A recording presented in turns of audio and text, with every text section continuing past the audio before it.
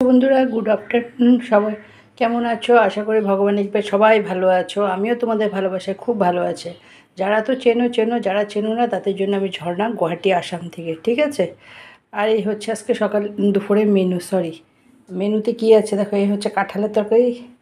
কালকে 2 রকম করেছিলাম, চিংড়ি মাছ দিয়েও করেছিলাম, ওটা ছেলের জন্য করেছিলাম। কি যেহেতু মঙ্গলবার আমি খাবো না, তা আজকে খাবো এটা, কালকের এটা। আর এটা একটু ভাজা ছিল, ওটাও কালকের, ফেলে দেবো না।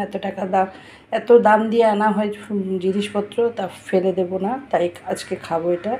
গরম করে নিয়েছি, কাঁঠালের তরকারিটাও গরম করে নিয়েছি। আর এটা হচ্ছে আজকে সাজনা চচ্চড়ি, টমেটো আর আলু দিয়ে করেছি ডেইলির মতন। এখন সাজনাটা চলবে কিছুদিন, যতদিন পর্যন্ত সাজনাটা থাকে। সবাই ভালোবাসে আমাদের বাড়িতে, আমি আর আমার মিস্টার তো খুবই ভালোবাসি।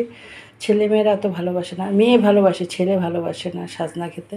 যাই হোক, এই হচ্ছে আজকের সাজনা চচ্চড়ি। আর এটা হচ্ছে তোমার ফুলকপি, আলু আর ডালের বড়ি দিয়ে কই মাছের ঝোল করেছি দেখো। এখানে কাঁচা লঙ্কা, একটু পেঁয়াজ, একটু জিরে, একটু আদা বাটা, পাঁচফোড়ন, তেজপাতা, সোমবার, নামানোর আগে ধনেপাতা। ফুলকপিটাকে বয়েল করে নিয়েছি, বয়েল করে জল ফেলে দিয়েছি ফুলকপি আর আলুটা।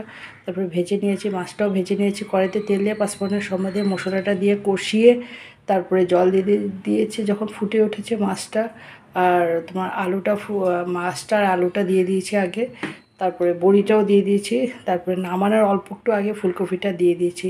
যেহেতু এটা বয়েল করা, একটু ভেজেও নিয়েছি, নরম হয়ে গেছে। বেশি আগে দিলে একদম এগুলো ভেঙে যায়, তাই নামানোর অল্প একটু আগে দিয়েছি। আর এটা হচ্ছে তোমার ডেলির মতন টমেটো দিয়ে ডাল করেছি আজকে। মসুর ডাল করেছি দেখো, পেঁয়াজের সোমবার দিয়ে করেছি, ঠিক আছে। আজকে অল্প করেই ডাল করেছি, যেহেতু মাছের ঝোল আছে, ঠিক আছে। এটা রাত্রের জন্য করেছি, অবশ্যই এখন খাবো না। এই হচ্ছে আজকে আমার মেনু। আমার এই লাঞ্চের ভিডিওটা যদি তোমাদের ভালো লেগে থাকে, প্লিজ আমার চ্যানেলটাকে একটু ফলো করো, একটা লাইক দিও, একটু কমেন্ট করো। যারা ইউটিউব থেকে দেখছো আমার চ্যানেলটাকে একটু সাবস্ক্রাইব করে দিও, ঠিক আছে। সবাই ভালো থেকো, সুস্থ থেকো, নমস্কার। আমার শরীরটা আজকে কালকের থেকে খুব শরীরটা খারাপ, ভালো যাচ্ছে না, ঠিক আছে বন্ধুরা। সবাই ভালো থেকো।